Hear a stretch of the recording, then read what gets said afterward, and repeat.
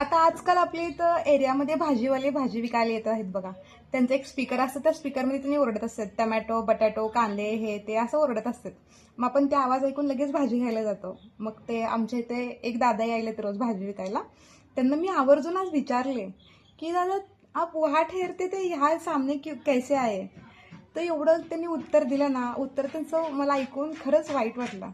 दीदी, वहाँ पर मैं जब रुकता हूँ ना, वहाँ पर बहुत ज़्यादा भीड़ आती है.